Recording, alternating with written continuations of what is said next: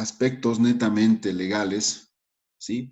Recordemos que el artículo 6 del Código Tributario Boliviano nos dice o nos indica que solo la ley puede crear, modificar y suprimir tributos, definir el hecho generador de la obligación tributaria, fijar la base imponible y alícuota, o el límite máximo y mínimo de la misma y designar al sujeto pasivo. Eso es lo que hemos estado viendo durante este largo mes en cuanto a los demás impuestos, ¿no? Habíamos visto previamente establecido en una ley, en una normativa, quiénes son los sujetos, cuál es el hecho generador, cuál es la base imponible, la alícuota que se aplica sobre esta, etcétera, ¿no? Y también en el artículo 10 de esta misma ley, el Código Tributario Boliviano, nos indica que el tributo cuya obligación tiene como hecho generador una situación prevista por ley, independiente de toda actividad estatal relativa al contribuyente. Entonces, también hemos podido observar esto en todos los impuestos, ¿no? Hemos visto cuál es esa situación prevista por ley para poder generar la obligación tributaria o dar nacimiento a la obligación tributaria, ¿sí? Acá tenemos el marco normativo del RCIVA en relación de dependencia, siempre está en la ley 843 como la ley madre de todos los impuestos, por debajo obviamente de la Constitución Política del Estado. Tenemos la ley 2492 en su artículo 25, que nos habla del agente de retención y el sustituto de la obligación tributaria, ¿no? Entonces, acá quien asume, y por eso es importante este impuesto, quien asume las responsabilidades, si bien se retiene al trabajador, quien asume ante la administración tributaria es la empresa, ¿sí? Y esa figura es conocida en el artículo 25 como sustituto. Tenemos el Decreto Supremo 21531, que es el Decreto Supremo Reglamentario del RCIVA, y tenemos una serie de resoluciones normativas de directorio que nos enmarcan para poder cumplir con este impuesto, ¿sí? Bien, ¿cuál es el objeto de este RCIVA? Es de complementar el régimen del IVA, régimen del impuesto al valor agregado, y con ese objeto se crea el impuesto sobre los ingresos de las personas naturales, ¿sí? Personas naturales, en este grupo, los que trabajan en relación de dependencia, como asalariados, ¿sí? Ya sean una empresa pública o privada. Estos ingresos deben provenir directamente del trabajo, ¿no? Entonces estamos hablando de sueldos, salarios, jornales, primas, categorizaciones, horas extras, premios, bonos, comisiones, compensaciones en dinero o en especie, toda retribución ordinaria o extraordinaria. ¿Qué quiere decir? Que el RCIVA va a gravar todo este tipo de ingresos que se generen provenientes del trabajo. ¿Está bien? Bueno, los sujetos pasivos serían todas las personas que trabajan justamente en relación de dependencia y que perciben un salario de forma mensual.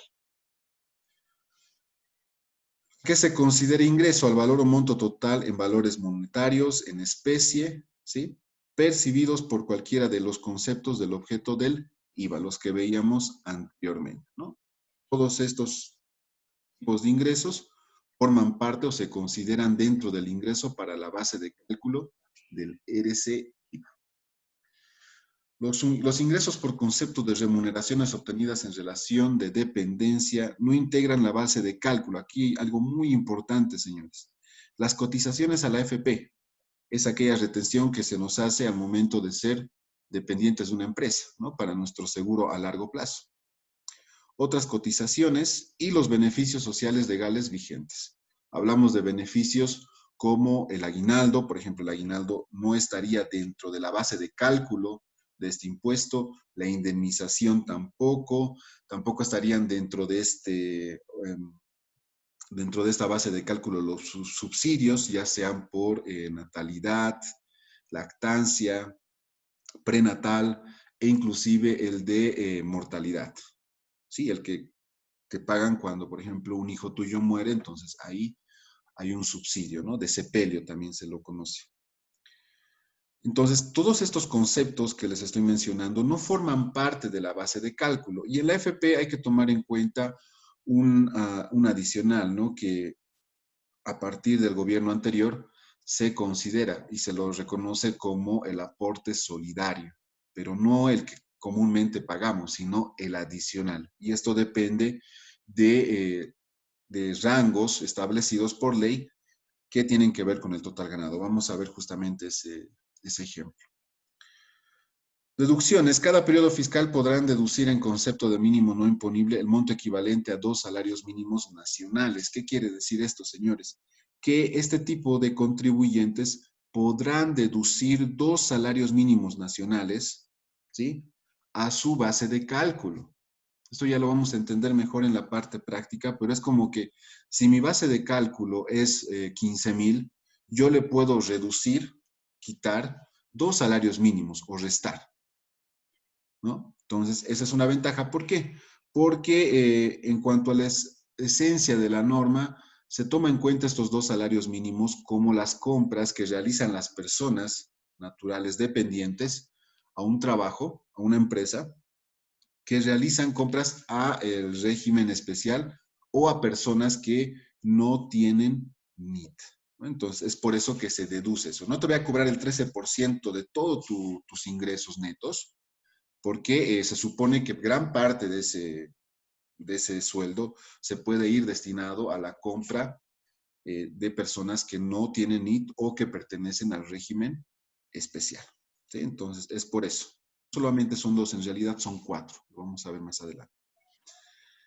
El periodo fiscal y la alícuota es mensual. Los ingresos se imputarán por lo percibido, lo que se cobre, o sean acreditados en cuenta con disponibilidad para el beneficiario. ¿Sí? Acá es por lo percibido, por lo realmente percibido, ya sea en efectivo o a través de una cuenta bancaria, normalmente una caja de ahorro. Y el 13% se aplica a ese ingreso luego de deducir estos 2 primeros salarios mínimos nacionales. No, recordemos simplemente que el salario mínimo nacional es el dispuesto por el gobierno, ¿sí? Y que en los últimos, que me animo a decir, en los últimos 12 años ha ido en incremento anual, ¿no? Hemos pasado de tener un salario mínimo de algo de 400 o 600 bolivianos a llegar a tener un salario de 2.120 en el 2019. Entonces, eso es producto de que cada año, pues esto iba incrementándose. No es lo mismo salario mínimo nacional que el sueldo, ¿no? Debemos entender que son conceptos totalmente diferentes. Bien, señores, contra el impuesto determinado se podrá imputar como pago a cuenta la tasa que corresponde sobre compra de bienes y servicios, contratos de obra, toda otra prestación, insumo de cualquier naturaleza en la forma, proporción y condiciones que establezca la reglamentación. ¿Sí? ¿Qué quiere decir? Que yo puedo compensar este impuesto como persona dependiente, todas mis compras de bienes, mis contratos de obra, que de repente puedo estar construyendo mi casita, entonces esas facturas de material de construcción, lo que le voy a pagar a la constructora, eso me sirve para poder compensar este impuesto. ¿No? Si me compro hoy una tele, una laptop, una cocina, unos muebles, obviamente con factura, eso también me sirve para poder compensar este impuesto, ¿no? Cualquier otra prestación, de repente necesito un servicio de asesoramiento personal o cualquier otro tipo de asesoramiento también puede formar parte de esta compensación del impuesto, ¿no? Entonces, aquí es donde nace el tema de la complementariedad. ¿Por qué? ¿Cuál es en esencia el objeto de este impuesto? Es que las personas naturales que no desarrollan una actividad económica dentro del régimen general puedan eh, ser parte a través de la exigencia de facturas justamente en este tipo de gastos que se realizan, ¿no? Entonces, acá ese es el sentido de complemento al IVA, ¿sí? Entonces, si una persona está alcanzada por este impuesto, pues al solicitar facturas está complementando de cierta manera al cumplimiento del impuesto al valor agregado. Bien, señores, dudas, consultas, hasta ahí.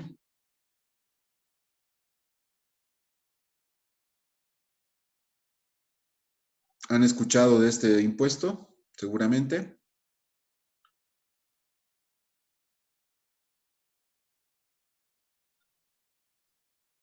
Adelante, señores, tienen la palabra.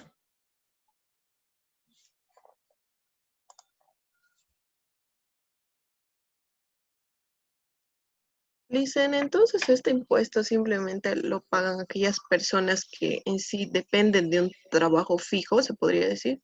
Exactamente, Daniel. Lo has dicho muy bien. Es solamente, o sea, alcanza este impuesto a las personas que trabajan en una fuente laboral de forma dependiente, con contrato laboral, ya sea fijo e indefinido, ¿sí? El contrato, pero que dependan de esta empresa.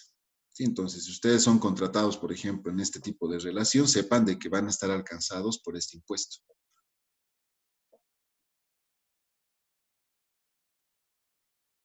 ¿Sí? Entonces, esa es la característica principal de este impuesto.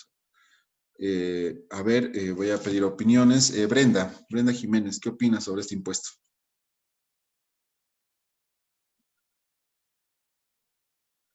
Listen, o sea, recién lo estoy conociendo, o sea, en las anteriores materias contables que he llevado no había escuchado, bueno, no lo había aplicado, pero me parece interesante.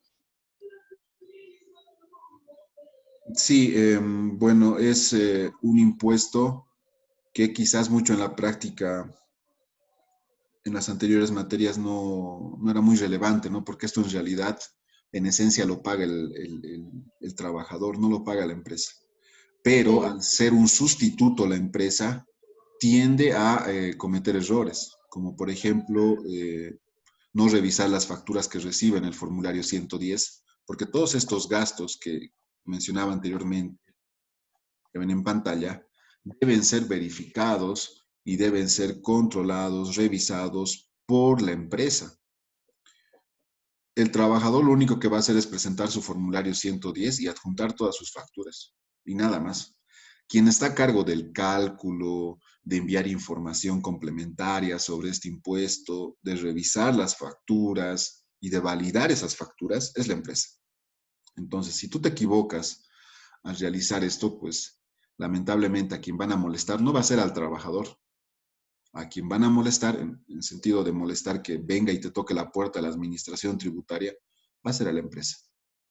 ¿Sí? Entonces, acá es un procedimiento un poco más largo, inclusive, que el que hemos ido viendo en los otros impuestos. Acá se debe llenar una planilla cada mes, una planilla tributaria.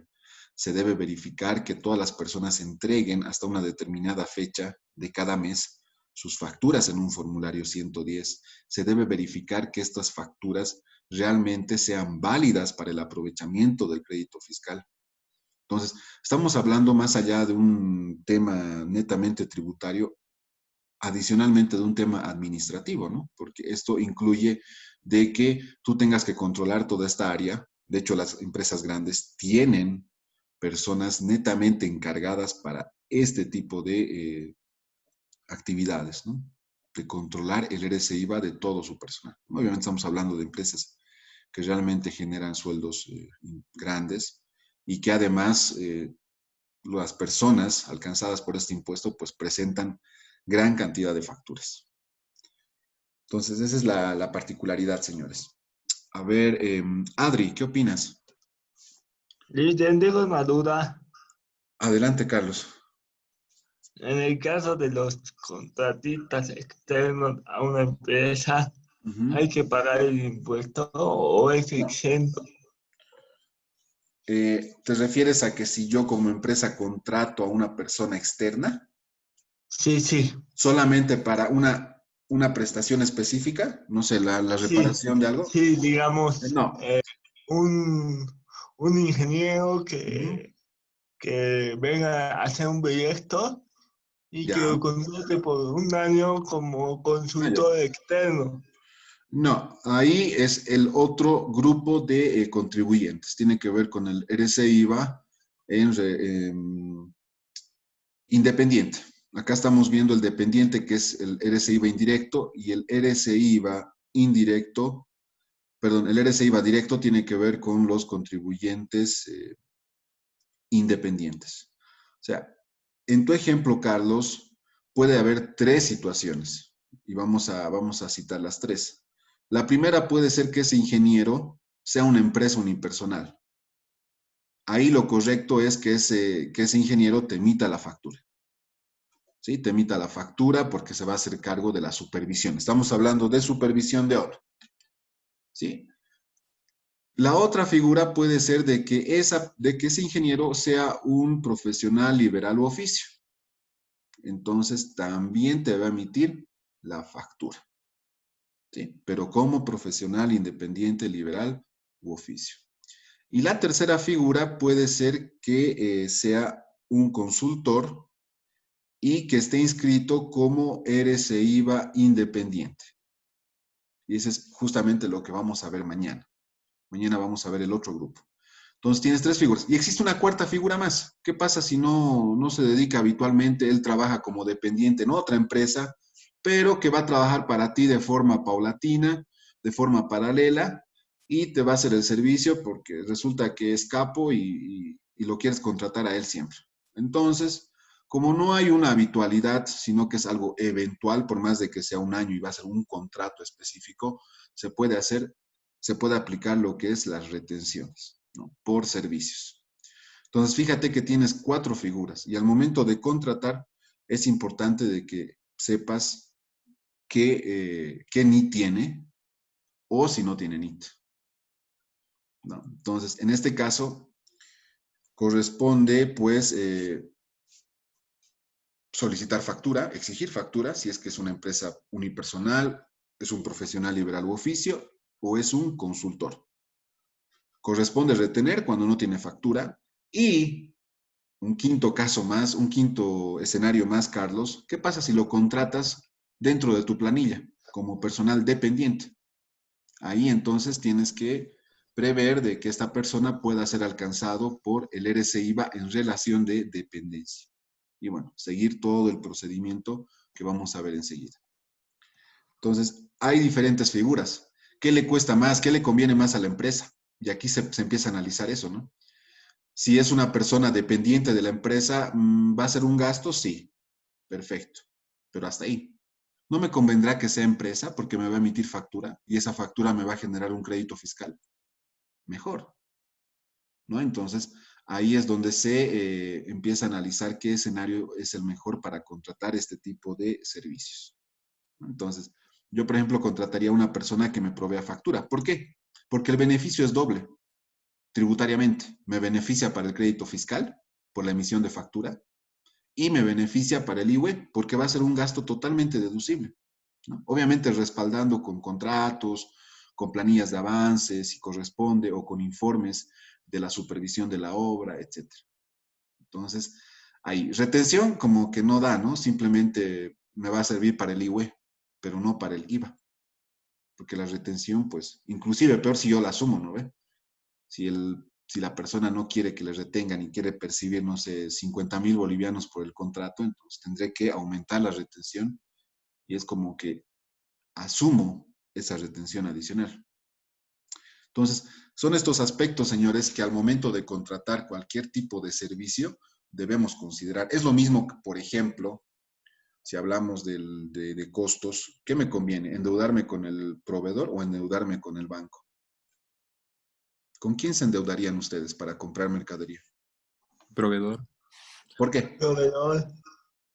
porque te puede dar plazos más largos el ¿Qué más? pago de realizar. ¿Qué más? Hay un elemento bien importante, Intereses, ¿no, Licen? el costo financiero. Proveedor, cero costo financiero. Banco, 6, 7, 8% anual. Es encima, si tú pagas intereses, ¿esos intereses van a ser deducibles para el IVA? Sí. ¿Pero el banco te va a emitir factura por esos intereses? No. En cambio, el proveedor, si te hace un pequeño recargo, que es mínimo en relación al costo financiero que tú vas a llegar a pagar al banco, te va a facturar. Entonces tienes un beneficio doble. ¿Por qué? Porque ese interés pequeño que te va a cobrar tu proveedor va a estar facturado. Entonces, son justamente los análisis que se deben realizar al momento de hacer cualquier al momento de tomar cualquier tipo de decisión, ¿no? Y aquí es importante relacionar las decisiones financieras ligadas a las decisiones tributarias, ¿sí? ¿Cómo me afecta este gasto? ¿Va a ser deducible, no deducible? ¿Me va a beneficiar en 1, en 2, en 3 impuestos? Entonces, es justamente las herramientas que ustedes ya tienen que ir asimilando para pues su futura toma de decisiones. ¿Está bien? Bien, señores. Con eso, continuemos con lo que es, acá vamos a ver algunas adicionales más a las presentaciones. Como les decía, en este caso, la empresa va a actuar como agente de retención y como sustituto de la obligación tributaria del trabajador, ¿no? ¿Por qué es esto? Porque el fisco no va a decir, a ver, quién es, supongamos que una empresa tiene 500 personas dependientes, 500 personas que dependen de esa empresa. Entonces, imagínense al fisco tratar de hacer seguimiento a esas 500 personas. Operativamente no es viable, ¿sí? Entonces, por lo tanto, el fisco dice, como tú estás a cargo, tú eres el empleador de estas 500 personas, tú vas a responder ante mí por esas 500 personas. Entonces, bueno, ahí va la figura de sustituto. Y adicionalmente está la figura de agente de retención. Porque si estas 500 personas generan ese impuesto a pagar, entonces quien tiene que retener de su sueldo es la empresa. Entonces dices, fulanito, lamentablemente te alcanzó el impuesto, te voy a retener, no sé, 1,000 bolivianos. Y esos 1,000 bolivianos los tengo que pagar al fisco. Similar caso de la retención de impuestos que veíamos la semana anterior. ¿Sí? Entonces, simplemente yo tengo la obligación de retener y después emposar esa retención a favor del fisco. ¿Sí? Entonces, eso es también lo que debemos tener claro. Detalles sobre los ingresos que están alcanzados por este grupo de contribuyentes, ¿no? Veíamos hace rato, vamos a ver un detalle mucho más amplio, los sueldos y salarios, los jornales, los sobresueldos, las horas extras, las categorías, las participaciones, los emolumentos, primas, premios, bonos de cualquier clase o denominación, dietas, gratificaciones, bonificaciones, comisiones, compensaciones en dinero o en especie, viáticos siempre que sean sin cargo a rendición, gastos de representación, toda retribución ordinaria o extraordinaria, suplementaria o a destajo, ¿no? Entonces, son todos estos ingresos que puede tener una persona en relación de dependencia.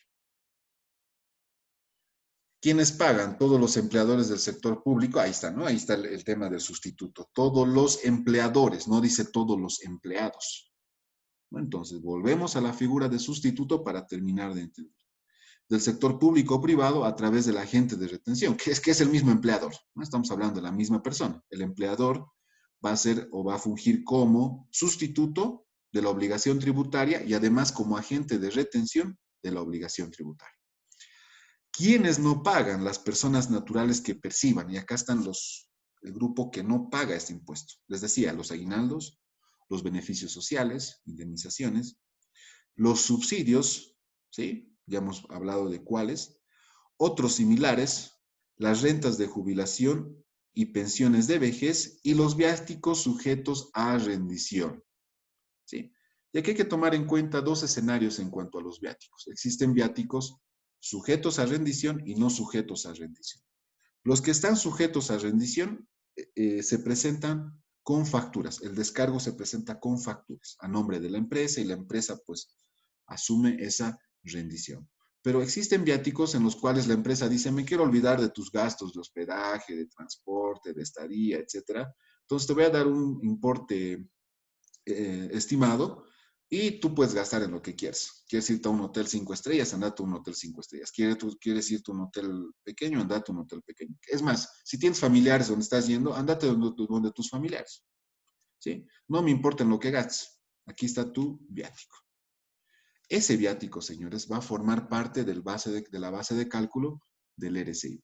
Pero aquellas en que la empresa te dice, te estoy dando 2,000 bolivianos, pero me tienes que rendir estos 2,000 bolivianos. Me tienes que decir en qué has gastado y además me tienes que presentar tu factura. ¿sí? En esos casos no corresponde la aplicación del RCIVA. ¿Se comprende la diferencia, señores? O sea, ¿cuál es mejor al final?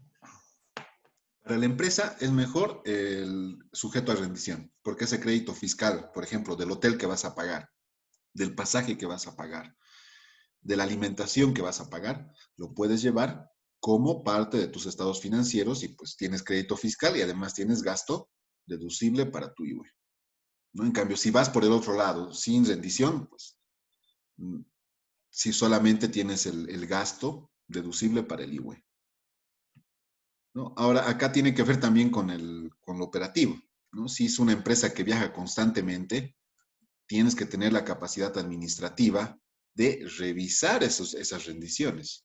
No, no te olvides que vas a recibir permanentemente este tipo de rendiciones. Entonces, muchas veces tiene que ver por ahí la decisión también. Si sé que son muchos viajes, entonces mejor darles un monto fijo y que ellos gasten, ¿no? Eso sería sin cargo a rendición. ¿Por qué? Porque de repente administrativamente no voy a estar ocupándome en revisar rendiciones y ocuparme simplemente en eso, ¿no? Entonces, por ahí también puede pasar la decisión de optar por el otro camino.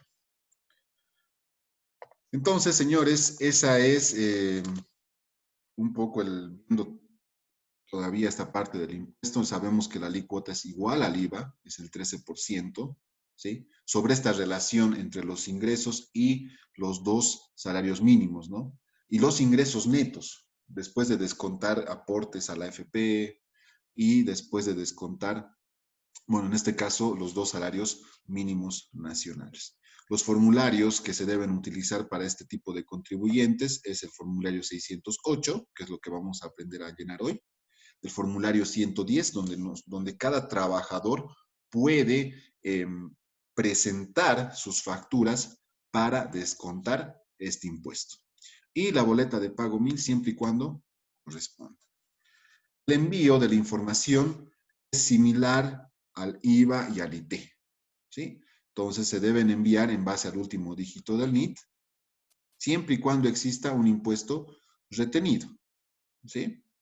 Entonces se presenta ese formulario.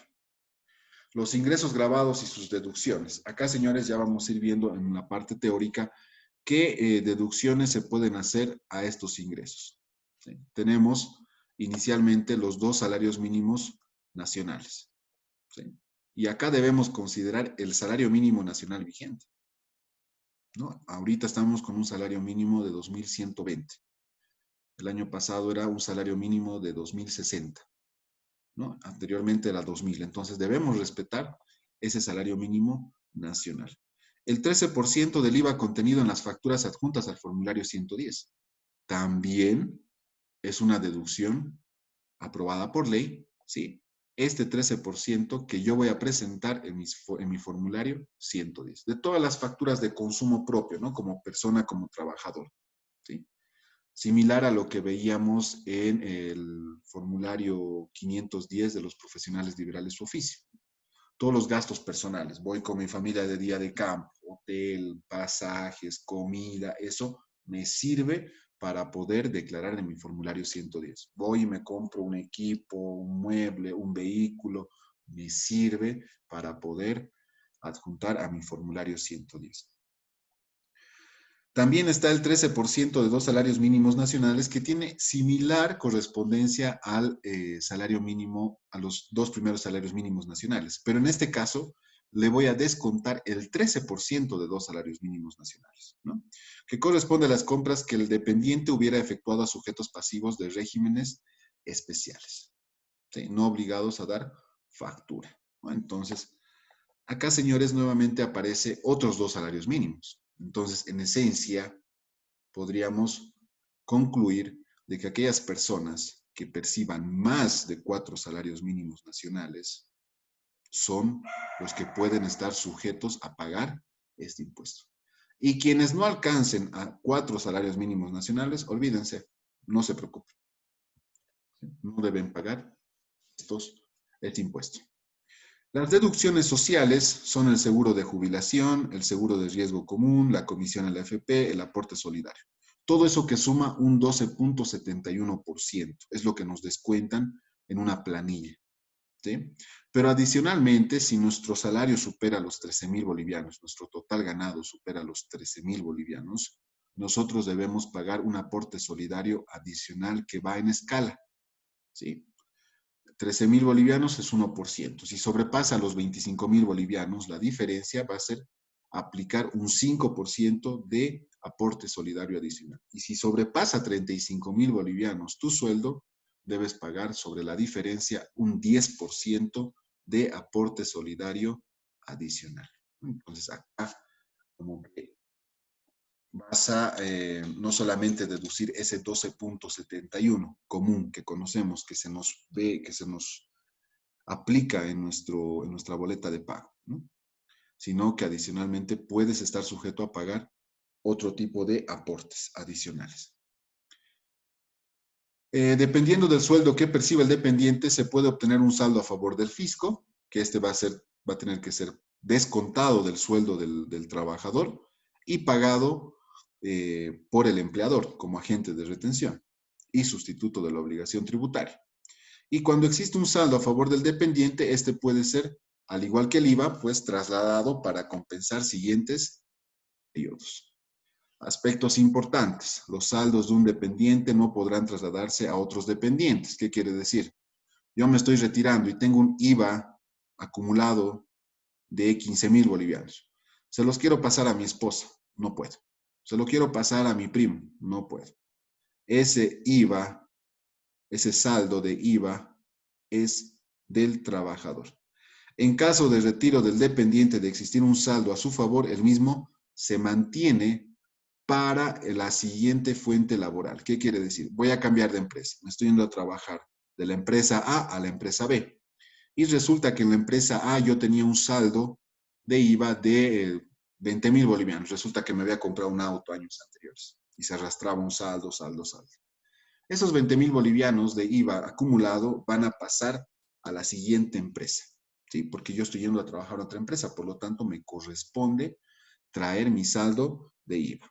Esto antes no correspondía. Cuando te trasladabas de una empresa a otra, ya sea por renuncia, despido, cualquier sea el motivo, lamentablemente el saldo se consumía a favor del fisco. O sea, el fisco ya lo tomaba por hecho. O sea, ya no podías compensarte más ese saldo, ni podías trasladarlo de la empresa A la empresa B. Los dependientes que solamente tengan ingresos en relación de dependencia, ojo con esto, no están obligados a sacar el NIT. Acá este tipo de contribuyentes no tienen necesidad de NIT, siempre y cuando solamente generen ingresos en ese sentido, en relación de dependencia.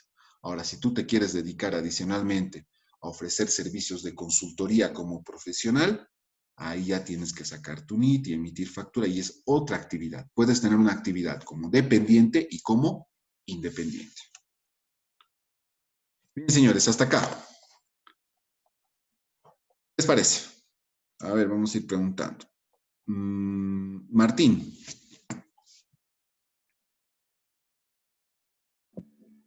Creo que todo bien por el momento, Luciano. Perdón, no te escucho bien. Creo que todo bien por el momento, Luciano. Muy bien, ¿todo claro?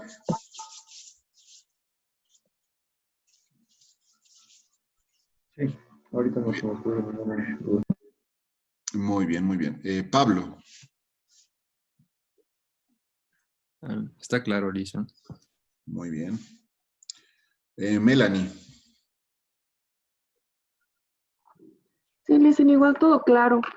Igual es la primera vez que estoy avanzando el tema. Siempre escuchaba, pero no sabía de qué se trataba el RSIVA. Muy bien, ahora ya sabes, si trabajas en algún lugar como dependiente, ya sabes que tienes que pagar un impuesto, ¿no? O que puedes estar sujeto a un impuesto. Ya que lo pagues o no, va a depender mucho. Sí, vamos a ver justamente el procedimiento. Muy bien, Melanie. Luis Miguel.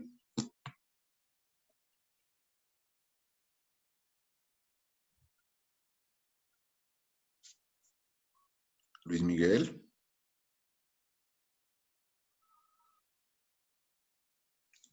Luis Miguel no está. Bien. Giré. Sí, le dicen, todo está claro. Solo que tengo una duda. Adelante.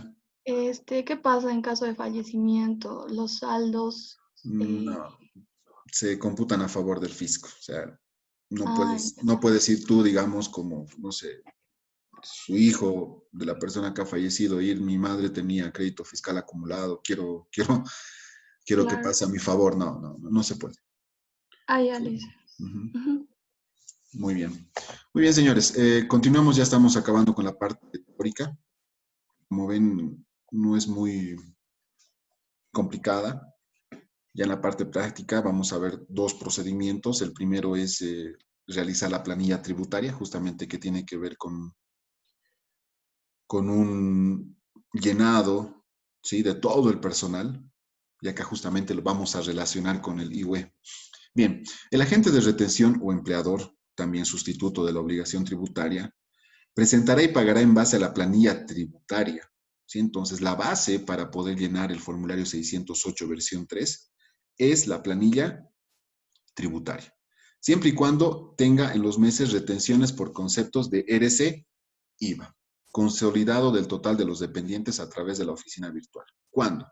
Su planilla tributaria genera un saldo a favor del dependiente, o sea, si genera un saldo a favor del dependiente, tengo que declarar el formulario 608.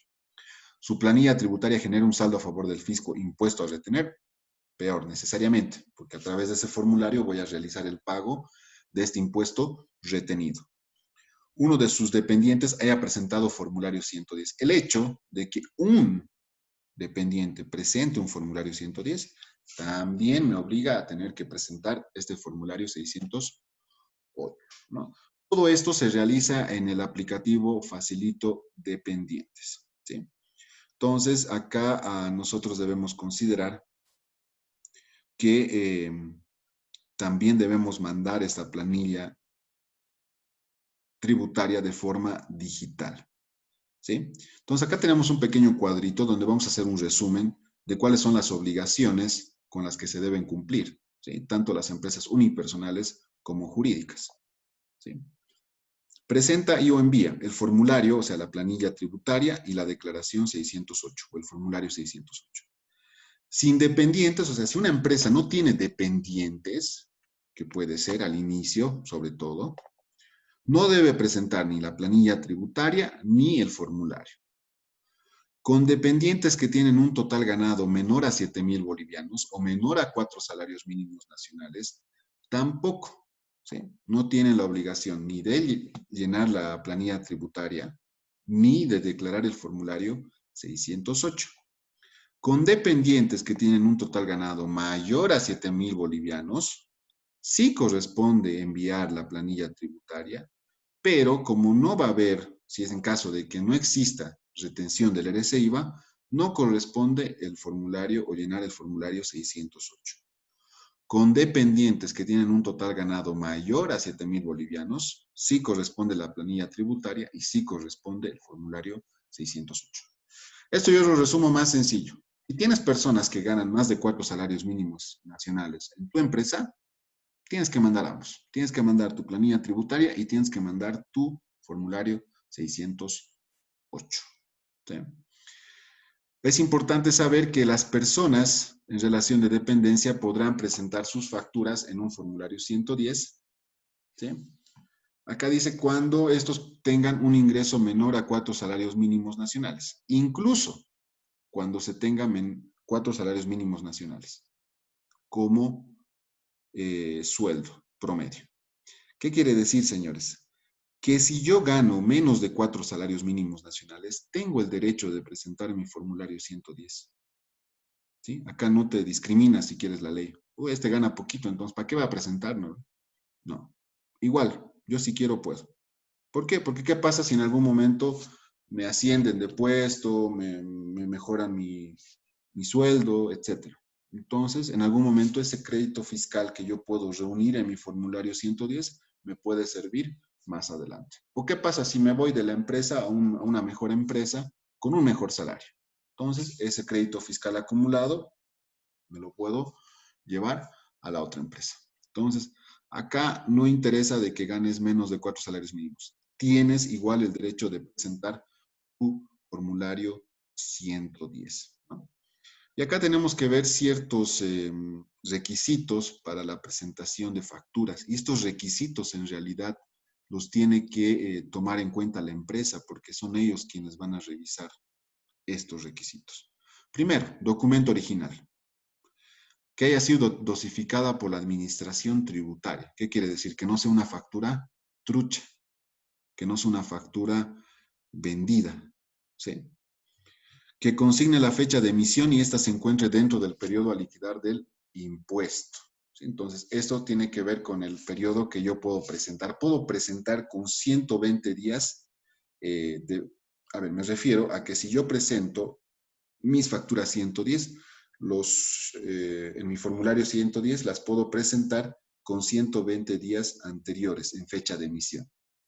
O sea que si yo tengo una factura de hace 2 meses, o sea, son 60 días, puedo presentar para mi formulario 110. ¿Sí? O sea, tengo ese límite de plazo para poder presentar mis facturas. Acredite la correspondencia del titular consignando el número del documento de identificación. En este caso, el número de carnet. ¿Sí?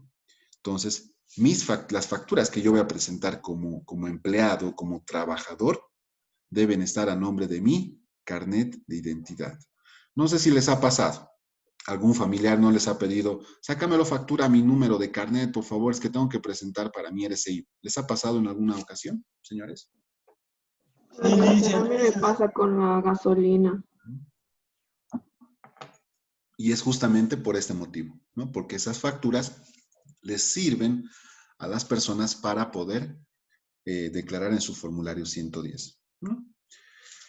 ¿Qué más? Consigne para personas naturales mínimamente el primer apellido. Y acá es algo bien importante. Hay empresas que te dicen, no, tiene que estar el nombre completo. Mentira. El sistema de facturación virtual dice, puede contener mínimamente el apellido. Carlos, adelante. Dicen, estos casos son totalmente legales, ¿no? Yo tengo todo el derecho de sacar al nombre de Juanito Pérez, de quien me dé la gana, ¿no? Porque si no viviríamos en una dictadura total. Sí, sí, tienes el derecho tú de pedir la factura a quien corresponda. Yo, por ejemplo, compro algo y le pido la factura para un amigo, digamos. Lo puedo hacer. Ajá, y en el caso de pago con tarjeta de crédito, ahí hacen, digamos, hacen cruce de información, tengo entendido. Pueden porque ya es un medio de pago mucho más directo, ¿no? Entonces, si tú estás pagando, es que depende también la cuantía, ¿no? Y acá hay que también ser muy, hay que tomar ciertos datos relevantes, ¿no? Si te vas a ir a comprar, no sé, un pollo King Don y lo vas a pagar con tarjeta, no importa, o sea, el riesgo es mínimo. ¿Por qué? Porque la cuantía de la compra no es, pues, será pues 100, 150 bolivianos. Pero ¿qué pasa si estás comprando, no sé, un vehículo? O sea, ahí tienes que tener mucho cuidado porque estás hablando de un bien mucho más, con mucho más valor. Entonces, eso ya es un poco más, con más de cuidado, con mucho más cuidado el tema del respaldo, ¿no? Inclusive por tema de bancarización que vamos a ver más adelante, que también afecta a estas facturas. Entonces, ahí, Carlos, yo te diría que tengas mucho cuidado con tus facturas que sean con importes altos, relativamente altos, y con aquellos montos pequeños no vale la pena ni fiscalizar por parte de impuestos, ¿no? Porque no te vas a ir a pelear por una factura de 200, de 100 bolivianos. ¿Cuánto es el IVA que vas a rescatar? 13 bolivianos, 26 bolivianos. Hay una Pero recaudación. dicen, ¿qué pasa si, digamos, tengo un tío que me quiere comprar el pasaje y me deposita en mi cuenta? Pero me dice, sacame la factura a mi nombre, o sea, eso ya es totalmente ilegal, ¿me entiendes? ¿Verdad? A ver, Y yo pago con mi tarjeta y sea, ¿cuál es el problema de que iban a sacar a nombre de él? Si es un monto fuerte. En esencia, Carlos, es ilegal. O sea, es como que tú estás suplantando la identidad de otra persona para que esa persona se beneficie de ese crédito fiscal. ¿Sí? Si hablamos en términos legales, es totalmente ilegal. ¿Por qué? Porque lo que debe haber es una relación de sujeto pasivo a sujeto pasivo titular de esa compra. ¿Sí? Por un lado. Ahora, lo que te hablo en cuanto a los montos relevantes y no relevantes, ya es una forma de medir el riesgo. ¿Sí? Si hablamos dentro del marco legal, está mal. O sea, está mal que nosotros vayamos y compremos gasolina o compremos cualquier cosa a nombre de otra persona. ¿Sí? Siempre y cuando corresponda a personas naturales. Vale la aclaración. Entonces, si hablamos en cuanto a montos para medir el riesgo, a eso me refería a lo que te decía hace rato, Carlos, ¿no? Impuestos no te va a venir a verificar si tú has comprado a favor de un tío un pasaje, ¿sí? ¿Por qué? Porque estás hablando de un monto mínimo, por ejemplo, en relación, no sé, a la compra de un vehículo, de una motocicleta, no sé, de un equipo de computación, de un equipo de cocina, no sé, de unos muebles, ¿no? Ya estamos hablando de cosas mucho más relevantes en cuanto a montos. Y ahí sí hay que tener más cuidado, porque el riesgo puede ser mayor. En cambio, compras pequeñas, ¿qué te van a...? No, ahora, aquí también hay que tener mucho cuidado, porque no es nomás decir, sí, sacame la factura de lo que sea. No. Alguien me decía de la gasolina. El auto de ese... La gasolina para ese auto está a nombre de quién. Perdón la pregunta. ¿Quién me dijo? Hace rato me dijo alguien. Dicen, era el Melanie. caso de mi hermana, Ya. que cuando tenía su auto, una de mis tías le pedía la factura, pero era como que complicado sacar porque te preguntan, ¿no? Primero buscan el sistema y te sale el nombre de mi papá. Ahí Y está, después, chao. para ese entonces, sí nos decía, está bien la factura a nombre de Beltrán, y mi hermana tenía que cambiar, solo que era muy rara vez que podía cambiarlo porque normalmente emiten a la factura del nombre que compró, ¿verdad? Sí, Exacto. pero era antes. Sí, Y acá Lisa. es, el ejemplo es clave. Miren, fíjense este ejemplo. O sea, Melanie compraba factura para su, bueno, tu hermana, ¿no? Decías, tu hermana compraba para su tío, ¿sí? Y acá yo no puedo hacer eso porque el auto debe estar a nombre de alguien, ¿sí? Y solamente sirve esa factura para descargar el formulario 110 de esa persona, ¿sí? Por eso es que es importante. Acá en este caso la empresa, si va a validar, por ejemplo, este tipo de facturas de vehículos, de gasolinas, tiene que pedir el RUAT. Y si el RUAT no está a nombre del dependiente, del trabajador, lamentablemente no es válido para crédito fiscal. ¿Me dejo entender? Entonces, acá también tiene que ver con respaldar. Fíjense que hemos estado hablando todo el tiempo de respaldos, ¿no? De forma implícita. Y es importante, porque si yo no voy a poder respaldar como trabajador, lamentablemente ese crédito fiscal no va a ser válido. ¿Sí? Otro caso muy similar, ¿no? Habían facturas, por ejemplo, de material de construcción, pero fuertes, o sea, de 20,000, 30,000, 40,000, ¿no? Menos de 50,000 para que no tengan problemas con la bancarización. Entonces tú le preguntas al trabajador, ¿y qué estás haciendo con tanto material? No, es que son facturas que me proveen, pero ¿cómo justificas? ¿Cómo justificas? Ah, no, es que estoy construyendo mi casa. Ah, ya tiene otro sentido. Hay una razón por la cual ese trabajador está comprando y comprando material de construcción. Pero ¿qué pasa si es una venta de factura?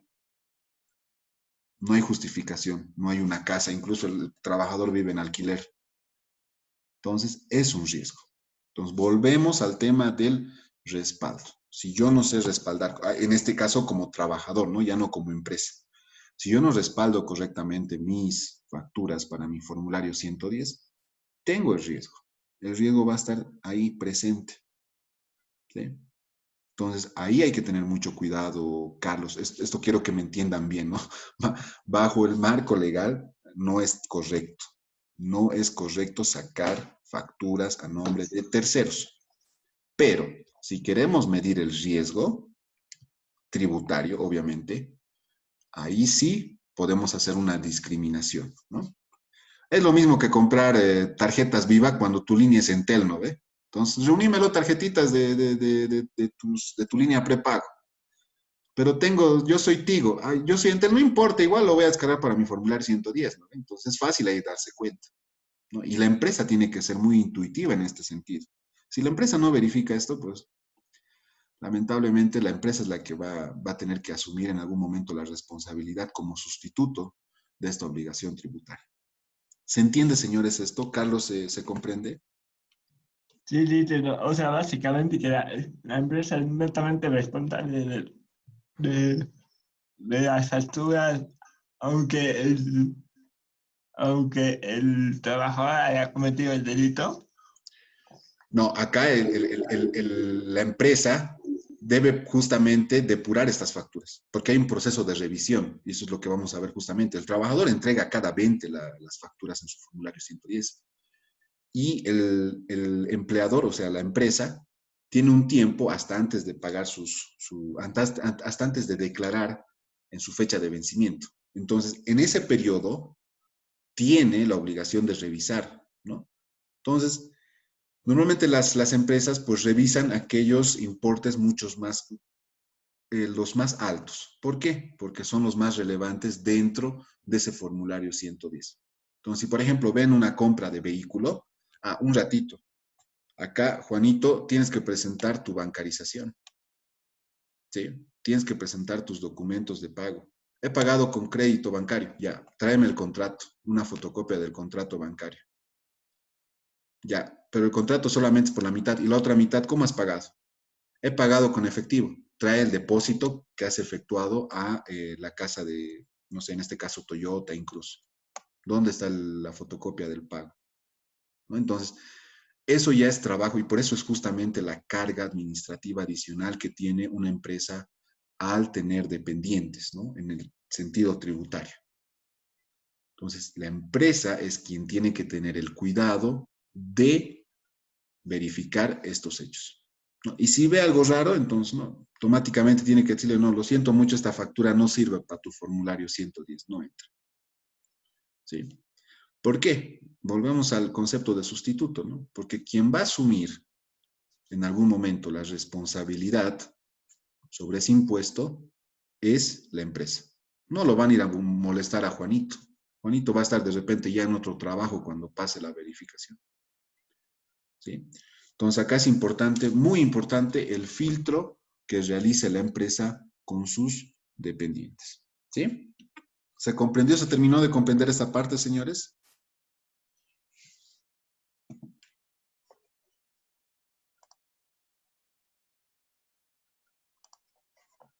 Señores. O sea, es recomendable tener una política dentro de la empresa. Totalmente, Carlos. Totalmente. Si sabes que tus sueldos son grandes, que sí o sí tu personal va a presentar facturas, necesariamente tienes que implementar medidas de control. ¿Sí? Porque si no controlas, nuevamente, a quien le van a tocar la puerta es a la empresa. Al trabajador ni lo van a molestar. ¿Sí? Entonces hay que tener mucho cuidado. Y nuevamente, sobre todo con los respaldos y siempre teniendo en cuenta eso, ¿no? ¿Qué es más significativo revisar? No vas a revisar todo. De repente tu trabajador, y yo he visto, presentan hasta 100, 200 facturas en un formulario 110. Imagínate revisar 200 facturas, ¿no? Entonces tendrás que revisar, hacer una selección, una muestra de aquellas facturas que sean más relevantes y significativas, ¿no? Entonces ahí hace mucho implementar estos filtros, estas medidas de control que te permitan estar tranquilo en cuanto a este impuesto. ¿Está bien? Bien, señores, continuemos. Como les decía, ¿no? Puede estar a nombre solamente con el apellido, ¿sí? Con que diga Beltrán, con que diga Molina, está bien. No es necesario que diga todo el nombre completo, ¿sí? Antes te rechazaban, por ejemplo, las empresas. No está tu nombre completo. No, mentira. Yo puedo presentar solamente con mi apellido. Ojo, los errores ortográficos no invalidan el crédito fiscal de la factura. ¿Sí? Si, por ejemplo, al emitir la factura, Beltrán lo han hecho con V al inicio, no importa. Mientras consigne tu número de NIT. Eso se tipifica como error ortográfico. Por lo tanto, es válido para crédito fiscal. Unas empresas, no, tu nombre está mal escrito. Te rechazo, no, un ratito. Yo tengo el derecho de presentar esta factura porque acá el error es ortográfico. ¿Ven? Ojo, ¿no? En el nombre. En el nombre. 6. El monto facturado en numeral y literal deben ser coincidentes, ¿no? Si dice 100 en literal, debe estar 100 en numeral, ¿no? Aquí también hay errores, ¿no? Algunos dicen 1000 y después ponen 100 abajo. Entonces, ahí ya no corresponde. No debe presentar enmiendas, tachaduras, borrones, sobreposiciones u otras alteraciones. Acá tiene que ver con que el documento original esté correctamente presentado. Cuente con la información de la transacción de acuerdo a lo establecido en la presente resolución para los sujetos pasivos alcanzados por el IVA. Aquí tiene que ver con el respaldo, ¿sí? Debe haber un respaldo de la transacción siempre y cuando así lo requieran, ¿sí? Ahora, a partir de este sistema de facturación virtual, no sé si ustedes han notado, antes las facturas, por ejemplo, no aparecía la actividad de la empresa. En la parte, normalmente esto aparece en la parte superior derecha de cualquier factura. Se van a fijar cualquier factura y en la parte derecha superior aparece la actividad de la empresa, ¿no? Si, por ejemplo, ustedes tienen la factura de la UPB, ahí en ese lado, en el lado derecho superior, debe aparecer como actividades, servicios educativos privados, ¿sí? Entonces se refiere también a eso, ¿no? Contar con el respaldo de medios fehacientes de pago cuando la factura refiere a transacciones mayores a bolivianos 50.000. Acá es lo que les decía, la bancarización es importante. Corta así, pasa de forma transversal en todos los impuestos, en el IVA, en el RCIVA, en el IUE, ¿sí? Entonces afecta. Entonces, por ejemplo, si yo estoy comprando algo que cueste más de 50.000 bolivianos, como trabajador tengo que presentar los documentos de pago. Si no, no es válido para su formulario 110. Consigne el código de control solo cuando la modalidad de facturación empleada implique la generación de este dato. Estamos hablando principalmente de facturas valoradas. Bien, sigamos con el proceso de revisión. Para el caso del RCIVA, el crédito fiscal de la factura debe ser imputado considerando que su fecha de emisión no sea mayor a 120 días anteriores a la fecha de presentación del formulario, lo que les decía. Yo puedo agarrar facturas de hace 119 días para presentar hoy, ¿sí? Estamos hablando de aproximadamente 4 meses, ¿sí? Entonces, las facturas que tenga de mayo, de abril, las puedo presentar todavía, son vigentes, ¿sí? La facturación prevalorada que no consigne la fecha de emisión deberá ser imputada como máximo hasta el periodo fiscal correspondiente a la fecha límite de emisión, excepcionalmente para el caso del RCIVA hasta 120 días posteriores a la fecha de emisión. Esto quiere decir de que toda facturación prevalorada, principalmente las tarjetitas prepago, ¿sí?, que utilizamos para recargar crédito, esas se deben declarar hasta el último día de en este caso, de la presentación. La factura emitida por el sector de servicios de telecomunicación a terceros puede respaldar el crédito fiscal correspondiente al periodo fiscal de la fecha de emisión o bien a la fecha de su efectivo pago. En este último caso, la fecha de pago no podrá ser mayor a 180 días. Fíjense que en las facturas de telecomunicación tenemos 60 días adicionales más para presentar. ¿Por qué? Porque podemos tomar dos fechas, la fecha de emisión de la factura o la fecha de pago, ¿sí?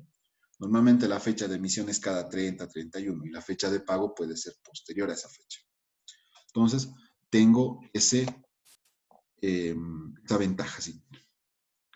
Bueno, acá tiene que ver con el tema de los documentos fehacientes de pago, el tema de bancarización. Se debe presentar una fotocopia que respalde los pagos. Por más de que haya un contrato de préstamo, también puedo presentar ese contrato de préstamo que certifique que ese bien adquirido esté siendo pagado mediante préstamo, ¿no? Entonces, es importante, señores, el tema de la bancarización como esencia es justamente de evitar el lavado de dinero. ¿Sí? ¿Y cómo hago eso? A través de la presentación de medios que certifiquen el pago de ese bien adquirido o prestación de servicio.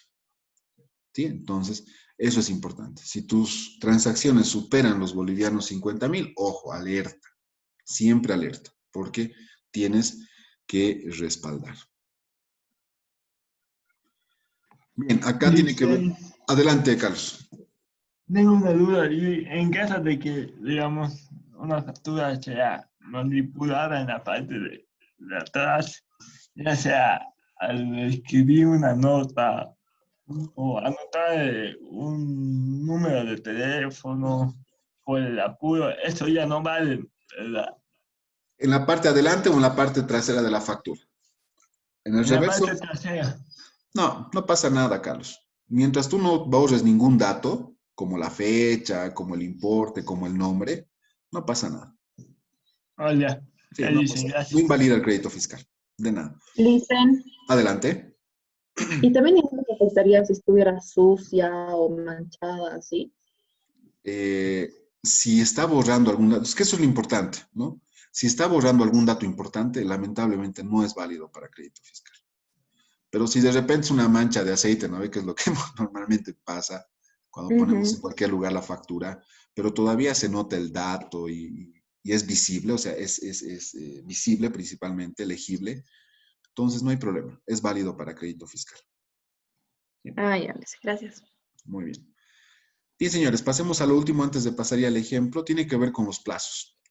El personal dependiente, los trabajadores, tienen hasta cada 20 del mes, del mismo mes. O sea, por ejemplo, si yo voy a presentar para este mes de junio, debía haber presentado hasta el 20 de junio mi formulario 110. ¿Por qué? Porque debo tener como empleador, como empresa, un tiempo suficiente para revisar estas facturas antes de la declaración. ¿Sí? Entonces, es por eso el que se debe presentar cada 20 estas facturas, ¿no? Entonces, la empresa, el empleador debe verificar las facturas con todos los aspectos que veíamos anteriormente, ¿no? Que sea original, que sea nombre del titular, si son mayores a 50.000 estén respaldados, etc.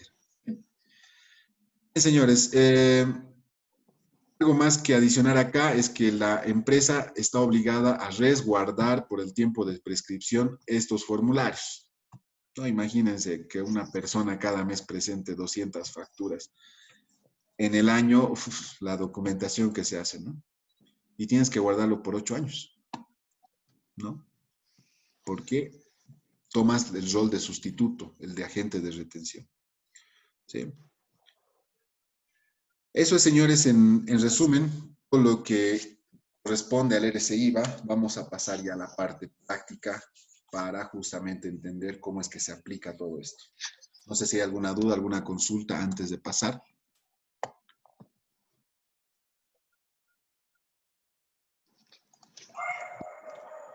Bien. Yo tengo una Adelante, duda. adelante, adelante. He visto que en esto de declarar facturas en el formulario 110 lo hacen, o sea, como que se han modernizado y lo están haciendo mediante QRs. O sea, solo leyendo el QR y toda la información se pasa directamente al documento. O sea, y con toda esa tecnología se tiene que seguir guardando toda la documentación. Pues eso ya sería innecesario, no sé. No, uno se pregunta, ¿no? ¿Para qué nos hacen enviar tanta información digital si al final tenemos que guardar todo? No. Aquí hay que tomar por dos lados lo que preguntas. Por un lado, el tema del QR es únicamente para facturas computarizadas. ¿Sí? O sea, una factura computarizada por ley está obligada a tener el QR.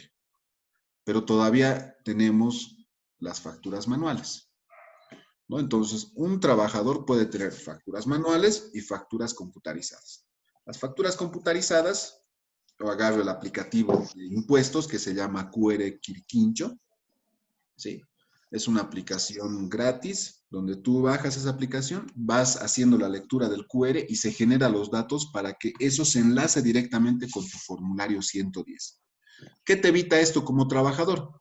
El tener que estar transcribiendo factura por factura, dato por dato, ¿sí? Inclusive habían trabajadores que, como les digo, presentan tal cantidad de facturas que hasta subcontrataban a personas para que tabulen esos datos, ¿no?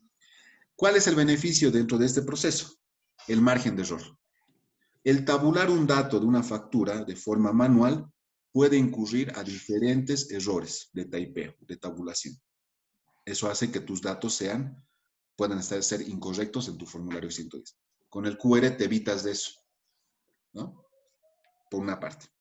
Las facturas manuales, lamentablemente, las tienes que introducir de forma manual, adicionando en tu formulario 110. ¿Sí? Esa es una parte, para entender para qué sirve el QR y cómo simplifica, de cierta forma, el trabajo del empleado, ¿no? Vayámonos al otro lado. El hecho de que tú tengas todo esto digital no significa de que te estés sacando una foto o esté digitalizando la factura. Lo único que está extractando son los datos que necesitas llenar en tu formulario 110. Por lo tanto, tienes la obligación de guardar como empresa toda esa documentación original, ¿sí? Porque impuestos lo único que vas a recibir son los datos de cabecera. Por ejemplo, fecha, número de autorización, NIT, importe y código de control. Eso en cuanto a respaldos no te dice nada. Simplemente se está enviando la información de esa factura. Si en algún momento Impuestos quiere verificar esa factura, va a tener que recurrir a la empresa y solicitarle el documento original. Y por eso es que las empresas están obligadas a resguardar esa información por el tiempo o periodo de prescripción, que son 8 años, ¿no? Entonces, el código QR simplemente son datos, ¿sí? ¿Se comprendió? Y Sí, si, sí, sí, sí. Muy bien. y si Adelante, se Carlos. incendia el depósito, Hay que hacer un proceso de notificación. Cuando te roban una mercadería, ¿no? Veíamos en las anteriores sesiones. Tienes que notificar con anticipación, hacer llegar tu denuncia de la FELC, respaldar. No digo pero que no. me refiero a los documentos de... Por eso mismo, cuando pasa este tipo de situaciones que se dan en la vida real, o sea, son cosas que se han visto, lo que tienes que hacer es justificar ese accidente, ese hecho, para que cuando Impuestos venga a molestarte, tú le digas, lo siento mucho. Mi documentación en tal gestión, en tal año, ha sufrido este accidente, ¿sí? Aquí está mi notificación de Impuestos, acá está mi denuncia a la FELC, acá está la memoria fotográfica de ese hecho, ¿sí? No puedo presentarte. O sea, pero esto lo tienes que notificar dentro de los 10 días siguientes del hecho. Y lo tienes que notificar no solamente a la FELC, sino a Impuestos. Ahora, si no le notificas y dices libremente, no, es que se ha quemado mi empresa y mi documentación estaba ahí. No tengo. Ya, pero ¿dónde has notificado? No, no he notificado. ¿Dónde está tu denuncia? No, no he hecho una denuncia. Bueno, entonces, chao, pues. Lo siento mucho, pero te vamos a cobrar una multa por no presentar la documentación y adicionalmente, si corresponde, te vamos a cobrar los tributos en base a lo que veíamos en la ley 2492, ¿no? En base presunta, ¿sí? En base a tu comportamiento regular de gestiones anteriores. Corres un riesgo alto, ¿no? Así que es importante siempre notificar ante cualquier hecho. No es nomás decir, ay, se ha quemado mi empresa, mi documentación. No. Hay que seguir un procedimiento dentro de los 10 días, ¿no? Lo que corresponde en realidad, ¿no? Hacer la denuncia, si ha sido con dolo, sin dolo, qué es lo que ha pasado, si de repente ha habido un responsable dentro de la empresa, etc. Todos esos aspectos se deben notificar, ¿sí? A la administración tributaria, sobre todo.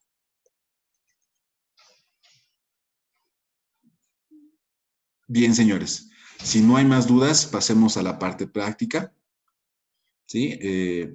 Y acá, señores, ya vamos a ver datos mucho más específicos, puntuales. No vamos a entrar al detalle de todos esos ingresos que veíamos, sino aquí vamos a tomar el total ganado y vamos a ver si la persona percibe o no algún otro ingreso, como por ejemplo los viáticos sin cargo a rendición. Perfecto, vayamos a ver. El nombre de la empresa es FATE SRL, ese es el número de NIT, que termina en 2. Importante para saber en qué fecha debo declarar el 608 y el envío de la planilla tributaria. En este caso tendría que ser el 15 del siguiente mes. Perdón, 15 del siguiente mes. El periodo fiscal es de agosto de la gestión 2018, ¿no? Y acá tenemos un detalle de los nombres que tienen que ver con el personal dependiente de la empresa, los trabajadores. Tenemos un total ganado. En este caso no corresponde los otros ingresos. Tampoco hay un saldo anterior de crédito fiscal, pero sí hay una presentación del formulario 110. Lo que se nos pide es que calculemos la planilla tributaria y verifiquemos si corresponde o no el pago en el formulario 608. Pasemos a lo que es la planilla tributaria, señores. Este es el formato de la planilla tributaria. Y hay que tomarlo muy en cuenta para que sepamos qué datos contiene. ¿Sí? Tenemos el detalle del personal y partimos siempre del total ganado. Siempre se parte del total ganado. Los otros ingresos, señores, a lo que se refiere es aquellos ingresos que pueden afectar a los ingresos brutos netos del trabajador. ¿Sí? En este caso, el mejor ejemplo son los viáticos sin cargo a rendición. ¿Sí? También hay otros ejemplos como las vacaciones pagadas. ¿Sí? Entonces, acá voy a hacer una flechita y voy a citar los ejemplos más recurrentes. Vacaciones pagadas. Viáticos sin cargo a rendición. Sin cargo. ¿Sí? Entonces, como en este ejemplo no hay, no llenamos nada. Los aportes laborales, aquí debemos tener mucho cuidado, ¿no? Aquí no hay problema. A Ruth Terrazas y a Romeo Rojas se les va a aplicar el 12.71. Comúnmente, ese es el importe que se le debe retener al trabajador. ¿Sí? Pero, ¿qué pasa, como en el caso de Ronald Jaldín? ¿Qué pasa si esta persona gana arriba de 13,000 bolivianos? Entonces, acá debemos entender que hay escalas. 13,000 bolivianos, 25,000 bolivianos. Vamos a hacer aquí. 13,000, 25,000 y 35,000. ¿Qué quiere decir esto? Que si la persona, el dependiente, la persona, el trabajador, gana más de 13,000 bolivianos, se debe aplicar sobre la diferencia un 1% adicional de aporte solidario. Si gana más de 25,000 bolivianos, se debe aplicar un 5% más sobre la diferencia. Y si gana arriba de 35,000 bolivianos más, un 10% sobre la diferencia. Esto quiere decir de que esta persona, Ronald Jaldín, adicional del 12.71%, va a pagar una diferencia. Entonces, agarro el total ganado menos los 13,000, que son 3,870. A esto recién le aplico el 1%. Eso es netamente cálculo, señores. Acá estaríamos hablando de aproximadamente 39 bolivianos adicionales al 12.71 común. Esto hay que tenerlo muy en cuenta porque a veces las planillas que se manejan no consideran esto, principalmente si se trabaja en Excel. Entonces, el 12.71 y ya. No, mentira. Ojo, que si tu personal gana más de 13,000 bolivianos en total ganado, tienes que tener cuidado con tu cálculo. ¿Sí? Bueno, acá ya está esto parametrizado con las fórmulas, como pueden ver. Simplemente el uso eficiente del Excel, que simplemente nos da un cálculo mucho más rápido, ¿no? Entonces, si nosotros hacemos la verificación, por favor, ustedes que están ahí con calculadoras o en una otra hoja Excel, verifiquen, por favor, ¿no? Si está correctamente este importe. el del aporte laboral de Ronald Haldin. ¿Está bien? Entonces, tenemos que el ingreso cotizable va a ser el total ganado más los otros ingresos menos los aportes laborales. Y ojo que estos otros ingresos no pagan aportes laborales. Por eso es que estamos diferenciando en dos columnas. ¿Sí? Únicamente se aplica el aporte laboral al total ganado, a lo que va en la planilla de sueldos y salarios. Estos otros ingresos pueden corresponder a otros conceptos, como las vacaciones pagadas y los viáticos sin cargo a rendición. ¿Sí? Eso hay que distinguir. ¿Qué es lo que pasa normalmente? ¿Cuál es el error que se comete? Tengo el total ganado y le sumo los otros ingresos, y esos otros ingresos, más el total ganado, le aplico los aportes laborales. Error. ¿Sí? Y no nos olvidemos que tenemos que tomar el enfoque desde la empresa. Si está cometiendo este error en el cálculo la empresa, a quien le van a molestar es a la empresa. No le van a ir a molestar a Ronald Haldin por decirle, Ronald Haldin, ¿por qué has pagado menos tributos si tu aporte era mayor? ¿No? Entonces, eso es algo bien importante de considerar, señores. ¿Ya? Entonces, el ingreso cotizable va a ser la diferencia entre el total ganado más los otros ingresos menos los aportes laborales. ¿Sí? Acá tenemos, esta es la base inicial de cálculo. ¿Sí? Después de hacer estas primeras deducciones. Acá va la primera deducción.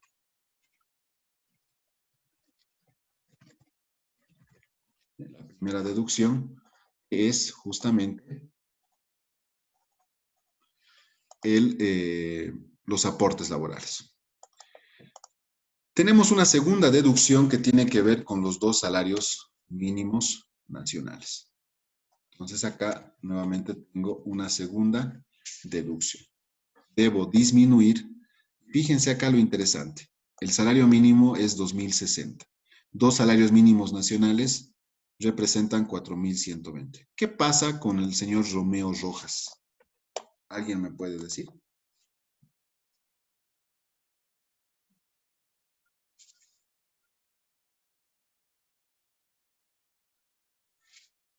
A simple vista, ¿qué ven, señores?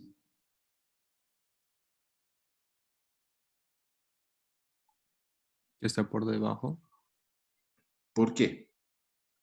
¿Puedo deducir más de dos salarios mínimos a este señor?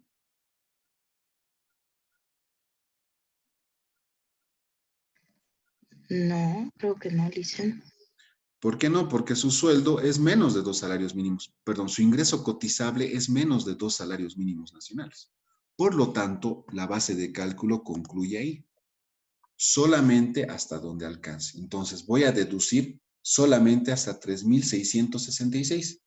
¿Por qué? Porque no gana más de dos salarios mínimos. ¿Sí? Entonces, hasta ahí termina el cálculo para el señor Romeo Rojas. Ahí fue. Fíjense qué pasa después. Nada. Eso es lo que pasa con la mayoría de las personas que ganan menos de 4 salarios mínimos nacionales. ¿Sí? Entonces es importante considerar. Ahora acá dirán, entonces, ¿vale la pena calcular para este tipo de personas que ganan menos de 4 salarios mínimos nacionales? Sí. Acá es donde nosotros debemos justificar la aplicación del RCIVA. Y lo relacionamos con el caso del IUE. ¿Qué es lo que decía el caso del IUE? No se verificó la aplicación del personal, del 15% del personal administrativo. Ah, claro, es que porque justamente acá se ha omitido el cálculo del RCIVA para las otras personas y solamente se ha tomado en cuenta para ese grupo que gana más de 4 salarios mínimos nacionales. Entonces acá es importante. No importa si esa persona no va a pagar, igual se debe justificar mediante la planilla tributaria. ¿Sí? Si yo no hago eso, este gasto que ven acá está en riesgo. Los 27.870 están en riesgo de que sean considerados como no deducibles. ¿Está bien? Es importante comprender esa parte, señores. Bien. Una vez deducido los dos salarios mínimos nacionales, vamos a tener lo que es la base imponible, ¿no? Que es ingreso cotizable menos dos salarios mínimos nacionales, la base imponible. Fíjense que en el caso de Ronald Haldin sigue siendo fuerte la base imponible y en el caso de Ruth Terrazas ya disminuye, ¿no? Y en el caso de Romeo ya va con 0. Ya no necesita más cálculo. Y a esta base imponible recién le aplicamos el 13% de RC IVA. ¿Sí? Que es aplicar el impuesto de forma directa. 13% sobre 10.567 y 13% sobre 1.816. Ah, súper. Entonces, Rona Jaldín debería pagar 1.374 de RC IVA y Ruth Terrazas debería pagar 236. Eso se les debería descontar en la planilla de sueldos. Pero un ratito. Ronald dice, yo he presentado facturas en mi formulario 110. ¿Por cuánto has presentado facturas? Por 2.459. Súper, entonces el 13%, que son 320, vas a poder descontar. ¿Sí? En caso de Ruth Terrazas, pues dirá, yo no he presentado nada. Qué pena, Ruth, vas a seguir pagando 236 bolivianos. ¿Sí? Hasta ahí, formulario 110, que podríamos denominar tercera deducción. Fíjense cuántas deducciones hay. Vamos a la cuarta deducción. Un ratito. Tengo que deducirte adicionalmente el 13% de 2 salarios mínimos nacionales. Ah, súper. ¿Cuánto es el 13% de 2 salarios mínimos nacionales? 536. Perfecto. ¿Qué pasa en el caso de Ruth Terrazas? Nuevamente analicemos.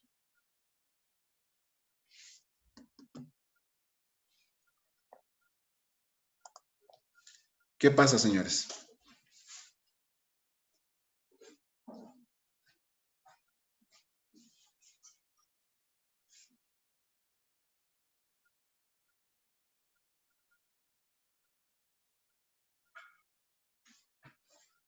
¿Cuánto es el 13% de 2 salarios mínimos nacionales?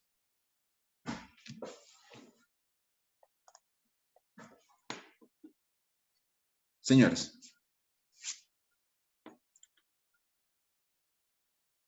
Sería 536, dicen, y no se puede restar eso a 236 porque saldría negativo. Exacto. ¿Qué quiere decir? Que hasta ahí concluye el cálculo para Ruth Terrazas. ¿Por qué?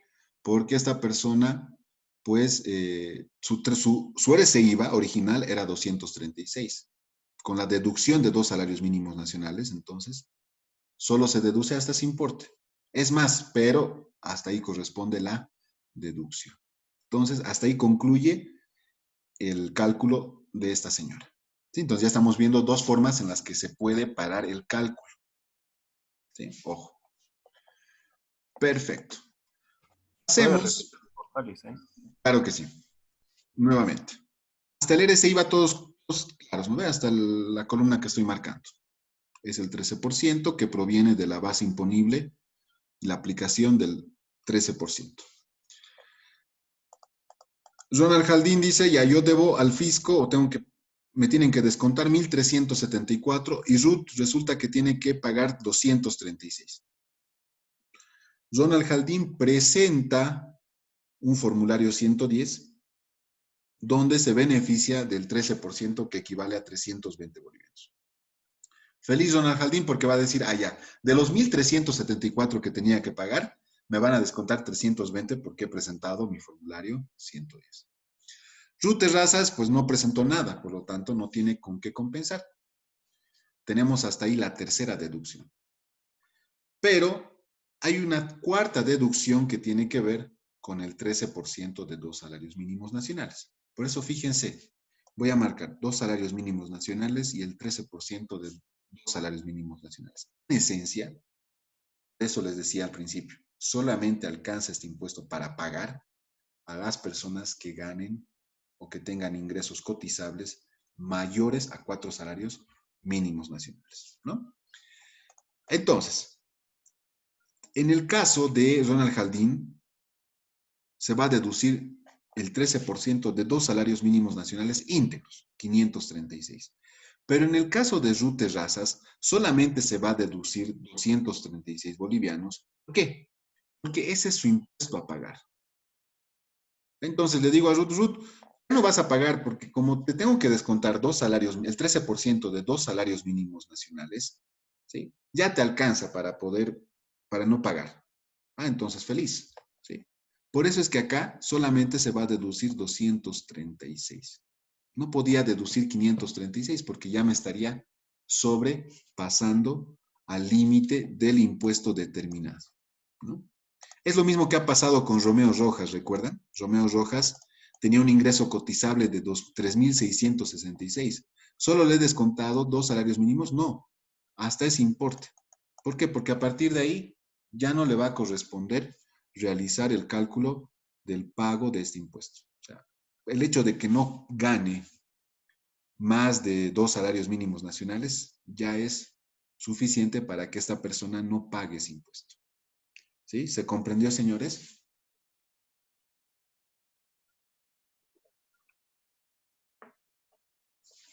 Oscar.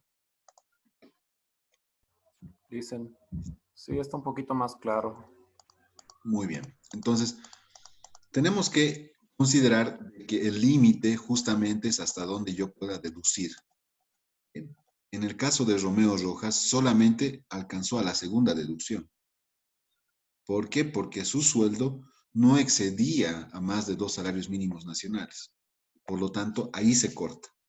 ¿Cuánto voy a deducir? Hasta el ingreso cotizable, en este caso, ¿no? De Romeo Rojas.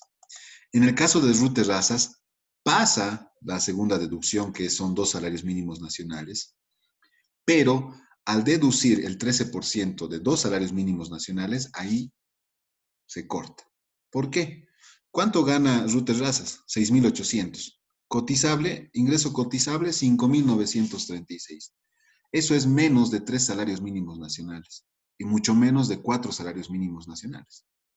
Por lo tanto, fíjense el efecto, ¿no? No corresponde pagar a esa persona ese impuesto, ¿sí? Por lo tanto, en el tema de cálculo de la planilla tributaria, llega hasta ahí. En el caso de Ronald Haldín, sí va a deducir la totalidad de ese 13% de 2 salarios mínimos nacionales, porque su impuesto determinado es mucho mayor, ¿sí? Entonces, Ronald Haldín, que tiene un impuesto determinado de 1.374, se va a descontar 320 bolivianos del formulario 110 y se va a descontar el 13% de 2 salarios mínimos nacionales. La quinta deducción tiene que ver con el saldo de IVA periodo anterior. En este caso, para el ejemplo, no existe, ¿sí? Y este saldo de IVA también se debe actualizar. ¿Recuerdan la actualización del IVA, no? Último día hábil del mes anterior, último día hábil del mes en curso. Eso vamos a recordar enseguida.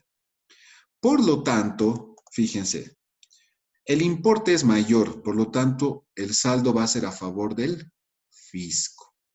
El único de estas 3 personas dependientes de la empresa que va a pagar ese IVA en relación de dependencia va a ser el señor Ronald Haldín, ¿sí? Pese a que ha presentado un formulario 110 y pese a la deducción del 13% de 2 salarios mínimos, este señor tiene que pagar 518. ¿Sí? ¿Quién le va a retener eso? La empresa. FATE SRL. Va a agarrar y le va a decir, tenía que pagarte 14.687 bolivianos, te voy a descontar 518 porque tienes que pagar ese IVA. Listo. En la planilla salarial se muestra esa columna de ese IVA y se le descuenta a su líquido pagable. ¿Sí? Entonces, fíjense, ustedes me dirán, innecesario hacer de estas 2 personas, Ruth Terrazas y Romeo. De repente, para efectos de cálculo como tal, sí. Pero como respaldo para la aplicación del RCIVA, es indispensable. Lo tienes que hacer. ¿Sí? Por más de que tus trabajadores ganen un mínimo nacional, igual debes justificar la aplicación del RCIVA. ¿Cómo estoy justificando la aplicación en el caso de Ruth Terrazas? Estoy justificando al realizar este cálculo hasta donde corresponde. Lo propio en el caso de Romeo Rojas. ¿Sí? Estoy justificando la aplicación del RCIVA hasta donde corresponde. ¿Sí? Preguntas respecto a la planilla tributaria, que es la primera parte que tiene que ver con este impuesto. Licen, yo no entiendo muy bien la parte que restamos el 13% del formulario 110. Eso no entiendo. Ah, ya. Cuando tú presentas, no nos olvidemos que cuando veíamos la parte teórica hablábamos de deducciones. ¿Qué deducciones existen? Ya tenemos acá. Primero, tenemos la deducción de 2 salarios mínimos íntegros. Tenemos la deducción del formulario 110. Lo que tú presentas, esas facturas de gasto en tu formulario 110, te sirven justamente para descontar este impuesto. Entonces, agarras ese formulario 110 y el 13% de ese formulario 110 es lo que tú tienes para descontar. ¿De dónde proviene esto? De acá. Total factura, formulario 110. ¿Sí?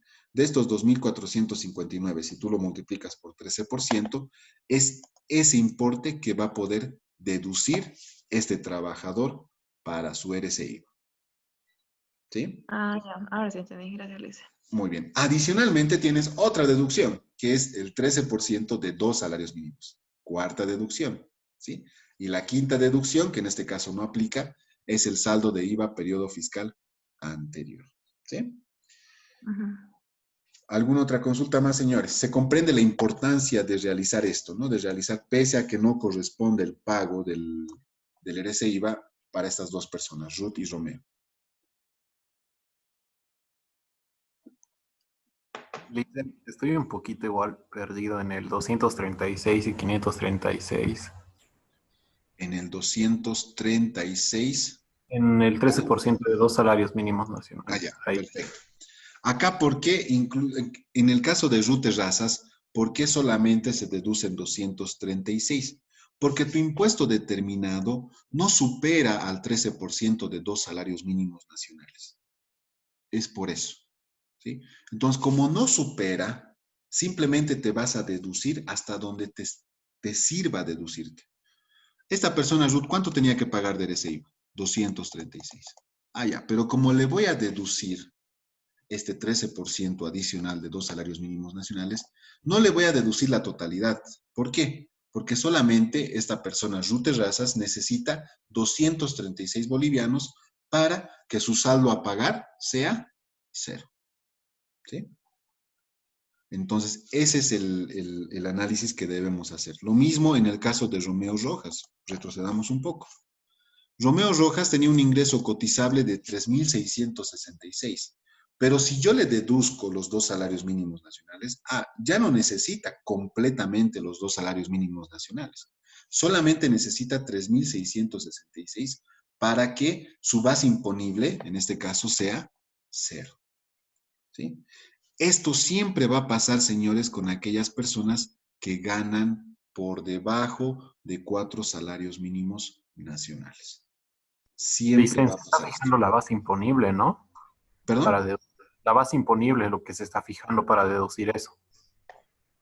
Sí, para la segunda deducción, sí, sirve para determinar la base imponible.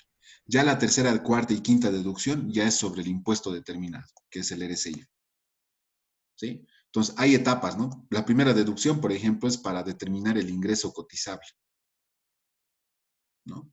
Y después del ingreso cotizable viene la segunda deducción, que es el salario mínimo nacional, para determinar la base imponible. Y a partir de la base imponible sigue el impuesto determinado y después provienen lo que es las otras deducciones, ¿no? El formulario 110, el 13% de 2 salarios mínimos nacionales y el saldo de IVA si corresponde. Entonces, en realidad este es el procedimiento correcto, esta es la planilla tributaria que justamente tiene esta secuencia para entender cuándo y cuándo no corresponde las deducciones. ¿Sí? En este caso, solamente corresponde las deducciones cuando alcanza la deducción, ¿no? En este caso de Romeo Rojas no alcanza la deducción, por lo tanto, cortamos el cálculo. En el caso de Ruth Terrazas, solo alcanza hasta la determinación del 13% del RCIVA.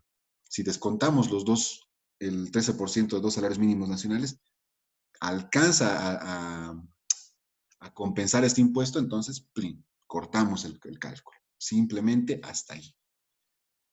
¿Se terminó de comprender, señores?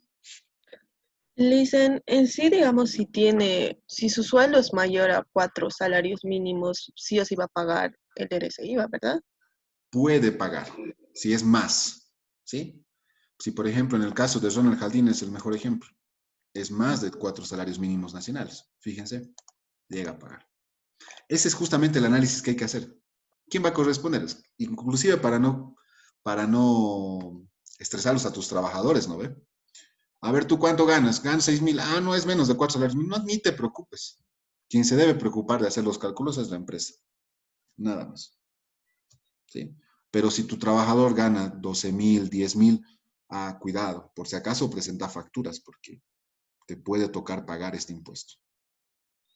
Entonces, esa es justamente la conclusión que debemos sacar. ¿Quiénes pagan, quiénes no pagan? ¿Sí? Alcanza a todos. El alcance es general para todos. Por eso yo tengo que aplicar, pague o no pague este trabajador. Eso es otra cosa. Pero ya podemos concluir en quién paga efectivamente el impuesto y quién no paga. ¿Sí? Quien va a pagar siempre es el que gane más de 4 salarios mínimos nacionales. ¿Está bien? Entonces, Licen, Adelante. para el 13% de 2 salarios mínimos nacionales, me fijo que la base imponible sea mayor a 4 salarios mínimos y si es mayor, ahí recién saco el 13% de 2 salarios mínimos, ¿no? Y lo coloco ahí como 536. Sí. Y si es menor, hasta donde haya salido la determinación del crédito fiscal, ¿no? Los 236, por ejemplo, en este caso. Sí. Ya, eso era mi duda. Ya está bien, gracias. Si quieres, para que se comprenda mejor, podemos ya hablar de compensación, porque esta es la tercera, cuarta y quinta deducciones para compensar el impuesto determinado. Entonces, hasta donde alcance tu compensación. ¿Sí? Hasta ahí es donde termina el cálculo. ¿Está bien? En este caso... ¿Por qué 518 al final? Ah, ya, es la disminución, estoy disminuyendo. Este es el impuesto determinado, 1,374 menos 320 menos 536 es igual a 518. Ah, ya, pensé que solo le quitaba 18 al 536. No. No, hagan el cálculo, yo lo voy a hacer aquí con fórmulas y vamos a ver. ¿Sí? Ahí está, 518. Bueno, es algo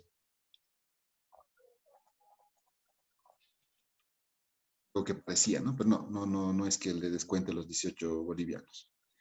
Entonces, señores, esta planilla ya me da los datos necesarios para llevar a mi formulario 600, en este caso 608.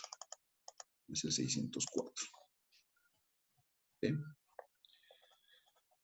¿Y qué es lo que digo? Agarro mi planilla y, por ejemplo, el ingreso cotizable va a ir a la casilla 13. Voy a hacer pantalla compartida enseguida, ¿sí?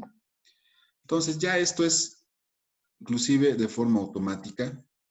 Obviamente acá con el Excel sí se puede hacer. Pero igual te ayuda, ¿no? Si tú imprimes esto para declarar tu planilla, tu formulario 608, ya sabes, ¿no? Y aquí se los he puesto, ¿no? Códigos para el formulario 608. Tienes todos los códigos. Ya no te tienes que preocupar.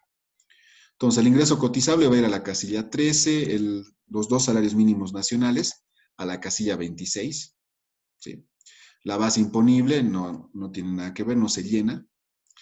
El 13% del RCIVA a la casilla 1001, el 13% del formulario 110 a la casilla 202, el 13% de 2 salarios mínimos a la casilla 215, ¿sí? Si hay un saldo actualizado a la casilla 228 y el saldo a favor del dependiente en la casilla 244. Y por último, el saldo a favor del fisco en la casilla 909. ¿Qué son esas casillas? Lo mismo, montos y sueldos netos computables, similar a lo que veíamos como ingresos cotizables. Los 2 salarios mínimos no imponibles por dependiente, ¿sí? Los 2 salarios mínimos. El débito fiscal del periodo, 13% sobre la casilla 03, casilla 13 menos casilla 26. ¿Sí? Simplemente diferenciar estos y obtener el 13%, que es el RCIVA determinado. El crédito fiscal del formulario 110, los 320 bolivianos del señor Ronald Jaldín. Si hubiese más formularios, igual se totalizan acá, ¿no? Y bueno, eso ya te lo hace la planilla tributaria. El 13% de 2 salarios mínimos nacionales por dependiente. Es lo que veíamos. En este caso no corresponde el formulario, el saldo actualizado de IVA crédito fiscal anterior, ni el saldo a favor de los dependientes para el siguiente mes. ¿Sí? Y el impuesto determinado llegaría a ser los 518. Esto es lo que se paga a favor del fisco en la casilla 996 y se paga en la casilla 576. Eso han visto que no cambia en la mayoría de los formularios. Y por último, tengo un dato complementario más que enviar. ¿Cuántos dependientes tengo como empresa? 3 en este caso. ¿Y cuántos de ellos han presentado formulario 110? En este caso, solo 1. ¿Sí? Entonces, señores, este es el formulario 608 donde se declaran las retenciones por eres e IVA a los trabajadores de la empresa. ¿Sí? No se olviden igual los datos de cabecera, ya por defecto, se hace siempre mención al periodo que corresponde. Y bueno, sé que ha sido un poquito largo por el proceso que corresponde, pero en esencia creo que es mucho más sencillo, ¿no? Porque ya los datos te los proporciona la planilla tributaria. Acá ya no tienes que hacer ningún cálculo adicional. Mucho cuidado con estos aspectos del cálculo de los dependientes, pero después ya no. Hasta ahí. Licen, adelante. Todos estos cálculos se los realiza tanto al personal administrativo como a los demás. Sí, a todo personal dependiente, gerentes, personal operativo, personal auxiliar, etc. Todo el Obreros, personal todo que eso, figure. digamos. Igual, obreros, todo aquel que figure dentro de la planilla de sueldos y salarios. No, por eso imagínate la planilla de Coca-Cola o de Bill. ¿No? Ahora, obviamente, les mentiría si esto les dijera que lo hacen en un Excel, ¿no? Esto ya lo tienen en un sistema, en un software, ¿sí? Donde tú solamente pones tu planilla, los cálculos de tu planilla salarial y todo esto estoy seguro de que es automático. ¿Cuál es el detalle y cuál es lo que sí es pesado para las empresas? Es revisar el formulario 110. Porque el formulario 110 en esencia te va a proveer de información para esta casilla, ¿no? La tercera deducción. Pero ¿estarán bien esas facturas? ¿Estarán bien respaldadas las facturas mayores a 50,000? ¿Corresponderá ese crédito fiscal para la persona? Si, por ejemplo, está comprando facturas. Yo vi un caso una vez de un dependiente que presentó una factura de 35,000 por la compra de uniformes. ¿Qué tiene que ver eso con la persona? ¿No? Entonces, evidentemente era una factura que nada que ver. Entonces, esa es mayormente la carga administrativa, señores. Esto es automático. No les voy a decir que tienen que calcular. No, mentira. No. Esto es como lo ven ahorita. Yo esto lo he parametrizado en un Excel simplemente para que nos aboquemos a lo más importante y que se entienda la forma de llenado. Con que ya hayan deducido de que las personas que ganan más de 4 salarios mínimos nacionales son los que van a pagar, yo me voy contento. ¿No? Y con que sepan de que los que ganan menos de eso no van a pagar. Y lo más importante, a todos se les aplica el cálculo. A todos, sin excepción. Consultas, dudas, señores. Tenemos unos minutitos más. Les estoy dejando 2 prácticas. Me gustaría que lo vean hoy. Ya está en la plataforma y me hagan preguntas mañana sobre estos casos del RC-IVA dependientes. Para que mañana concluyamos con el RC-IVA independientes. Acá vamos a ver, por ejemplo, el tema del anticrético. ¿Qué pasa si tengo NIT y percibo y tengo un anticrético firmado? ¿No? Ahí vamos a ver cómo es que nos alcanza ese impuesto. Adelante, señores. Tienen la palabra. Dudas, consultas, apreciaciones. Licenciado, que mañana podemos hacer un repaso del examen, por favor. Mañana un repaso del examen. ¿Ya? Sí, no hay problema. ¿Perdón? Un caso tipo examen. Un caso tipo examen. Es que va a entrar de todo, señores. Va a entrar, vamos a ver lo que es el IUE, sí, seguramente. Va a entrar retenciones algo pequeñito de un periodo. Va a entrar RC-IVA dependientes e independientes. Yo les sugiero más bien que vean las prácticas que les he dejado y que si tienen dudas, trabajemos sobre eso. Porque los modelos van a ser similares. O sea, yo nunca tomo examen de lo que no enseño. o de lo que no les presento. Entonces, los exámenes van a ser muy similares, ¿sí? Lo que han visto del IUE lo vamos a ver en el examen. Lo que han visto de retenciones lo vamos a ver en el examen. Y lo que estamos viendo de RCIVA, lo propio. Estimo que voy a sacar 3 casos, ¿no? Uno de IUE, ya sea dependiente, obligados a llevar registros contables, o voy a sacar uno de RCIVA, dependientes, y otro de independientes. Pero van a ser tres resoluciones, ¿ya? ¿Qué les parece eso? ¿Qué tal si revisan los ejemplos, los ejercicios que les he mandado? Y si tienen dudas, trabajamos sobre eso. ¿Está bien? Mañana, de todas formas, yo quisiera que por favor revisen los 2 casos de este RCIVA dependientes para que me pregunten. Porque ahí hay otros ingresos, hay saldo de IVA crédito fiscal anterior, ¿sí? Entonces ahí hay que tener un poco de cuidado. Voy a intentar de que mañana lo pasemos rápido, el tema de RCIVA independientes, que es más cortito, y nos aboquemos a ver dudas para el examen. ¿Les parece? Sí, Lizeth. Sí, Lizeth. Muy bien, señores. Entonces, lamento mucho de verdad de que la materia sea tan pesada, pero espero que realmente estén rescatando lo más necesario.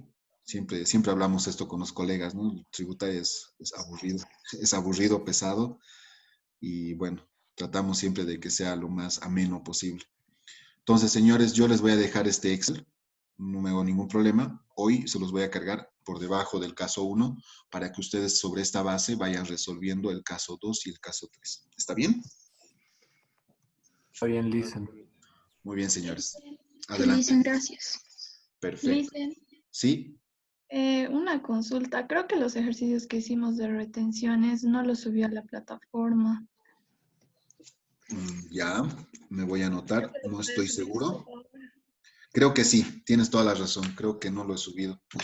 No está listo. Ya, lo voy a subir hoy. Lo voy a subir hoy. ¿Ya? También los Gracias. formularios para que lo tengan disponible. Bien, señores. Ha sido un gusto nuevamente. Nos vemos el día de mañana. Y nada, todos estamos en casa otra vez, ¿no? Así que... Listen, una cosita. Andrea Rodríguez se le cortó el internet. Andrea Y no sé, Rodríguez. pero sí estuvo hasta lo Sí. que pudo en la clase. Ya se han salido como 3 ahorita. Pero está bien. Por favor, ponle con tu nombre el presente en el chat, ¿ya? Para que Ya, quede listo. constancia. Muy bien. Gracias. Bien, señores, que les vaya muy bien. Nos vemos el día de mañana. Gracias, Lizeth. Hasta mañana. Gracias.